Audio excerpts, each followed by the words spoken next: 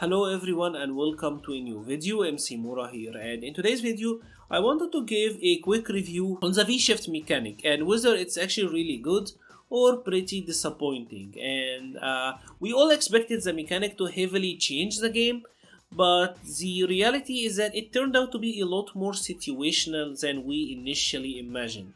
Let's first discuss what's actually good about Vshift, right? The best thing about Vshift is using it versus telegraphed attacks. So for example, something like Mika's charged dropkick. Typically this is plus on block. A character like Cody, he could sway that. So you may be able to sway it and get a punish. 188, that's not that big. But with Vshift you actually get to punish it a lot harder. Of course, there is also the issue that these attacks are kind of situational to begin with. We found out that many attacks who you would expect to be punishable are not really punishable. Like for example, M. Bison's Devil Reverse, that is kinda safe. And there is others who, like Kami's V-Trigger Dive Kick, you would expect that you would be able to punish it, but not really. So even against telegraphed attacks, it is kind of a spotty thing. And another thing that you have to consider with this is the fact that the opponent can often V-trigger cancel. So for example, let's check out a sequence like that one, right? I'm gonna do an attack to Zonk, right? So in this Vshift, Mika was +9, so she does get a punish here. Even if I did EX Zonk, right?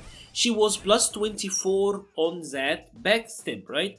So she could get a really big punish. However, one thing that you have to really consider is the following. For example, if I'm doing a light kick into EX Zonk, in this instant, in this gap, Cody can actually V-trigger cancel, right? You can react to the V-shift and V-trigger cancel yourself.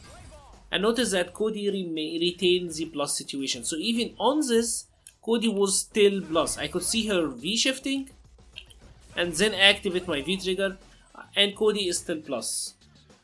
And even with that, you are still able to like super cancel. So for example, if we did the same sequence, right, you can still kind of V-trigger cancel. If you have it, you can super cancel. You can do a lot still. So in that regard, it is not as good as it seems. And one thing that I really noticed is that it is the best to use in the corner. For example, let's check out a scenario like that one. If I did standing heavy punch into EX Fireball. In the corner, for example, with Cody, you would do something like that. Right? And she gets to V-shift that. She is +14 and point blank. So Mika get to punish this V with the V-shift, right? But mid-screen, notice what's gonna happen. She's gonna end up into the tornado and she doesn't get a punish. And that V-shift would be pretty much worthless. So we learned that it is weak to V-trigger activation, and in the corner against block strings, it's not really the best. It is the best to use in the corner, right? Now the issue with this sequence is that Cody can just not cancel into the tornado. And she get punished. Right? And Mika get massively punished in this instance. So that is pretty risky. Another thing is of course that you can use the V-shift on Wakeup, right? So for example, let's say that Mika is gonna be knocked down. If we talked about like a sequence that have really good knockdown advantage, so for example, Cody's light kick Rufia, right? In that scenario, Cody could do something like this, try to throw, she will V-shift and he is still +10. So he actually get to crush counter punish this, right? So in that regard, that's actually really good. However, you also have to consider back rise and knockdown advantages that doesn't have that much. Like for example, for that one, she's pretty much out, right? If your opponent back rises a medium kick Ruffian, they are pretty much out at this point. So it does have some merits to use on Wakeup mid-screen. However, again, in the corner, if we repeated the same thing, she gets heavily punished for that one, right?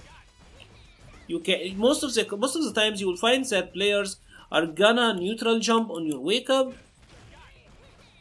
and then you will get wrecked. This happens all the time. Of course, if we repeat the same thing, but for example on Mika's side, now Mika is gonna do a sequence.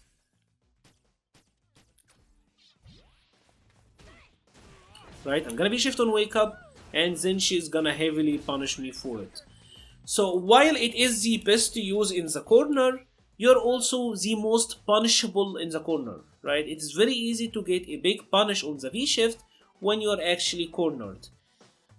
So the best situations that will give you the most advantage and the best punishes are actually the riskiest situation to use the Vshift in, because this is the one where there is not a big separation between you and your opponent and you are likely to get punished, right?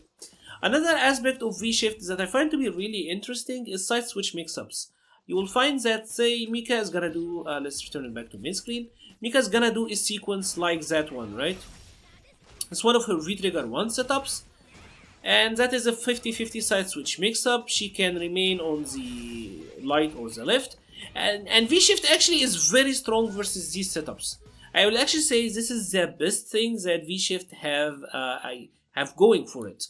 Is that it is very strong versus side switch mix-ups and versus set play in general, because it does give the characters other options.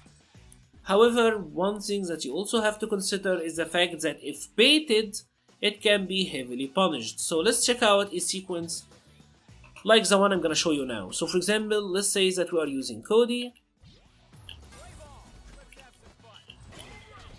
Typically, right, you would do something like the crouching medium punch after the up ball, and that's gonna be used to check your opponent if they try to wake up with a 3 frame, right? And Vshift seems really good against that, like Mika pretty much got out. However, if the Cody actually read that, let's check this out. So let's do the same thing. Right? Now Cody can actually delay Zonk, and when he does, he gets to massively punish Mika for it.